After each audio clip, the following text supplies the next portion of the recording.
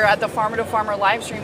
Me and Zach are super excited to be joined by Secretary of Agriculture, Sonny Perdue. Mr. Secretary, thanks for joining us today. You know, just get us started. It was a huge week for trade here in the U.S. Give us a little bit of an overview of what farmers can expect in the next few weeks. Well, hopefully we can expect the USMCA to be passed, and we've been waiting anxiously for a while. You know that you're up there next to Canada, Zach. It's a big market for us, as well as Mexico, our closest neighbors and our largest trading partners. We need that certainty of a continued relationship that way, and hopefully, I'm hoping we can get USMCA as a Christmas present, Sarah. Or, you remember last year, I got a birthday present with the Farm Bill signing on my birthday, December 20th. So I'm just going to ask Speaker Pelosi if she'll just pass it on December 20th. I think she'd probably be excited to do that. You must be turning, what, like 25 this year, 26? Yeah, that's right, exactly. The world's youngest Secretary of Agriculture. I have to ask, you know, USMCA is such a win for farmers. There's also China kind of hanging out where we've had so many discussions. There's talk of a phase one. I know that there's so many people involved in the trade discussions with China. I'm sure there's not a lot you can talk about here, but one thing you can address is 2020 trade facilitation payments, that kind of thing. Is there anything that farmers should expect on the payment side? Well, sadly, I'm missing a major trade meeting at the White House this morning with Ambassador Lighthizer and Secretary Mnuchin. I'd already had this here, and I'm glad to be with you all. But I think we're making progress. I'm hopeful about China, but China has to recognize that in this world of deals, you got to do your deal. You got to complete it. You got to do what you say you're going to do, and that's been kind of the challenge. They want to talk about in these talks $40 to $50 billion of imports and from U.S., but they don't want to commit to it.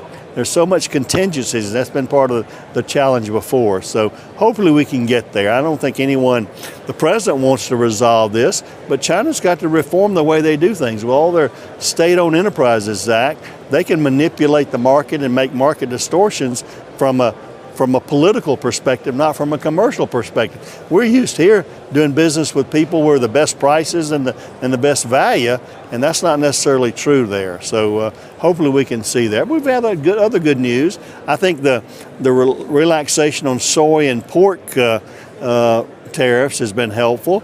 Letting poultry into China for the first time in several years is helpful. So there's some good news out there. We just need to continue. 2020, I'm taking what farmers said. We want to have trade, not aid. So we're not planning on another market facilitation program. Hopefully we can get these markets back and have great demand, accelerating prices there that we won't need that. But I can tell you, I think President Trump has demonstrated his willingness the last 2 years. He is not going to let farmers bear the brunt of the retaliatory action if it continues into the new year. He's determined not to do that. Moving on a little bit from China, what's being done to address some of the consolidation within the industry so that we can maintain healthy family farms and keep some of the power in the hands of the American farmer? Well, again, what I see here, these kind of things here, farmer-to-farmer networks and those sort of things, I think it's some of the best thing that we can do. Now, what I see, Zach, though, is when farmland in middle America today, when it's transferring, these are not hedge fund managers or lawyers or wealthy tech entrepreneurs. You know who's buying that land? Your neighbors, your family farmers. Right. So in America, we shouldn't, criticize people getting larger. And when that new land comes up next to you, most family farmers want to do that for the next generation. So we are seeing larger farmers today. The economy of scale, those kind of equipment that you see out here, it's expensive and it takes more acres to do that. I grew up on a 318-acre farm. My dad could put 2 kids through college on 318 acres. We can't do that in Georgia anymore. It's like a minimum of 12 to 1,500 acres just to have a livelihood. Do you think there's a place for the small family farm yet? I do. Obviously, they've got to take advantage of technology, high-value crops. I don't know, from a small family farm, we hadn't defined that.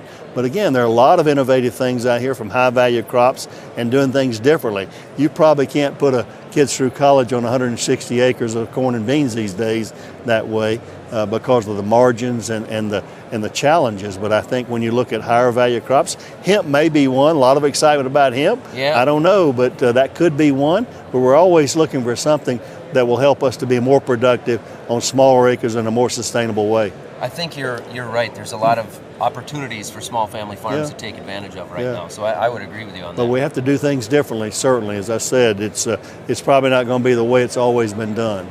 Yeah. You know, I think there's a lot of corn farmers out here right now who would be mad if we let you get away without asking about ethanol. It's been a couple of rough years. What can farmers expect going into 2020? Where is we hear a lot about the EPA's role in this, but what's the USDA doing as part of this conversation to make sure that, ethanol producers can rely on having that market? I'm really glad you asked that, because it is important. It's a huge demand driver for corn, and I think the first thing that we can do is figure out how we grow that demand while President Trump has allowed going from E10 to E15 year-round. Let's get on growing that demand. That's a 50% increase when you look at it. 2 billion bushels of corn. That's a huge demand. That's more than the carryover there now. So let's get after building that domestic demand that's legal and allowed there. The other thing is, the EPA has gotten a lot of criticism on the small refinery waivers, and it's like farming. We always want to farm for last year. Let's go forward. What's committed, what President Trump has committed that EPA will do is 15 billion gallons, which is the statutory level, means 15 billion gallons. Now, the Department of Energy talks about the legal definition of small refinery waivers and who's being hurt over RIN prices and things like that. What the agreement is, and I want to really be clear about this, Sarah, is that the agreement is it doesn't really matter how many small refinery waivers you give as long as the top line nets out 15 billion gallons. So that's what that's the certainty farmers need, is that small refinery waiver won't be taking away, it'll be added to the top line, so we're netting out 15 billion gallons. The other thing we're doing is making the infrastructure, growing the infrastructure where we can go to E15, taking those skulls and crossbones off of E15 pumps like it causes cancer or something like that, or tears up your vehicle. We believe the consumer, if you put a pump there with a choice of 88 octane versus 87 octane at a possible advantage of 2 to 5 cents, I think consumers are smart enough to choose that pump. If it's right there, they don't have to go around the back of the station to find it, that way. So that's the kind of things we're doing. I think it's going to be a huge bonanza for our corn market when we fully flesh out this. We're working with stations right now to determine from an infrastructure standpoint how USDA can incentivize growing out these stations to accommodate the demand for E15. Speaking of kind of infrastructure beyond just, on-farm infrastructure, this conference is full of farmers who aren't just concerned about their businesses, they're also concerned about healthcare, about broadband, about their rural communities. Could you talk a little bit about USDA's priorities going into 2020, about how kind of looking at those challenges holistically is how those are going to kind of be moved forward on? Well, just like every American, we're concerned about those kind of things. Healthcare on a farmer's balance or income statement used not to even be a line. They didn't do that. You can't afford to do that now. $25,000 per couple in many places. You've got to account for that as a living expense. So that's why it's important. Just like your seed cost or crop protection chemicals, all that, it's become a huge part of that. Farmers are families too.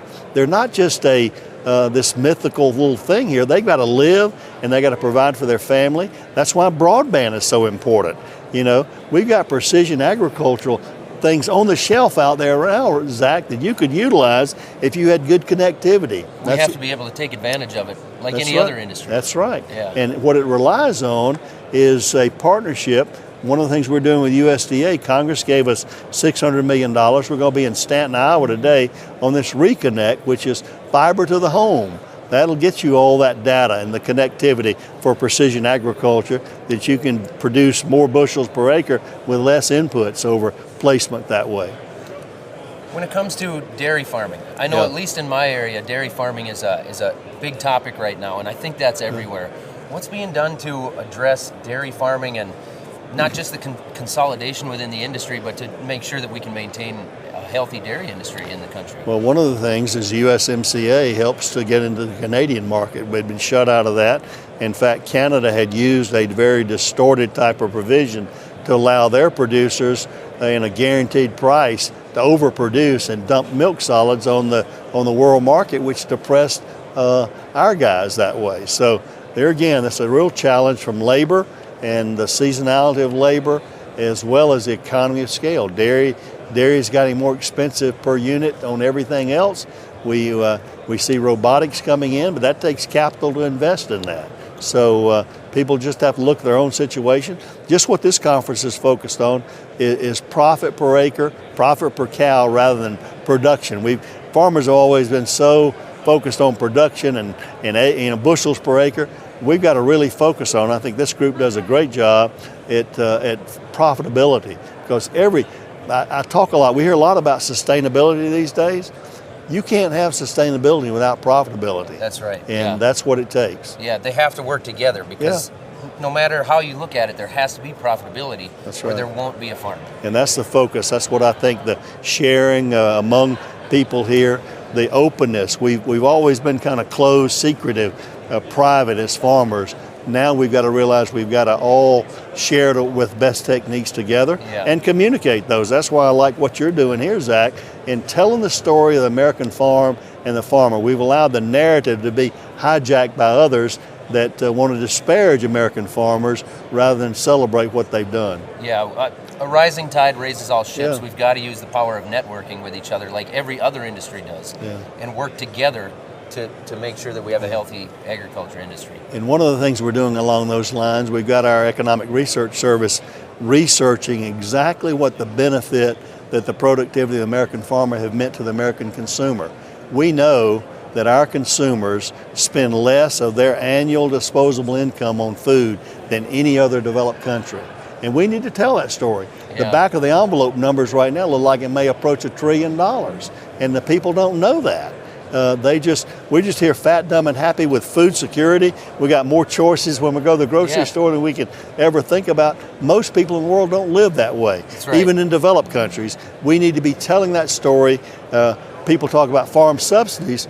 The farmer has subsidized the American consumer from a disposable income perspective. Yeah, we have the safest, most efficient food system on the planet, and you're right, we need to make sure that people know that. We haven't talked about it. Mr. Secretary, I have one last quick question for you. I think uncertainty was the name of the game in farming in 2019, and I've talked to farmers kind of across the country who struggled with wet weather and then dry weather, bad conditions, and going into planting in 2020 looks like more wet weather to come. You know, I'm hearing things even from farmers who pushed through, who didn't take prevent planting last year and then, had a really terrible year or weren't even able to get crops out of the ground, and now are worried about having that number part of their average. Can farmers expect some more flexibility in USDA programs going into the next couple of years as uncertainty remains so high? We certainly tried to be flexible on all these weather issues that are beyond their control. We're going to have to look at average crop years, whether we drop one low based on situations that way. We'll be talking with our crop insurance, our RMA section, to see if that's feasible, if it's statutorily legal in order to do that. But certainly we have disaster programs, but we don't want that disaster to continue year after year based on one bad year in that regard going forward. Now, I'm hoping we'll have a much more normal year in 2020. This one's been a tough one, certainly from weather extremes on both ends. Absolutely. Well, Mr. Secretary, you're a farmer yourself, an eternal optimist that farmers are. It's always amazing for me to see. Thanks again for joining us so much here on the live stream. Sarah, good to see you again. Yes, thank Zach, you, good to be with you, buddy. Appreciate Thanks a your lot. time this morning. Thanks.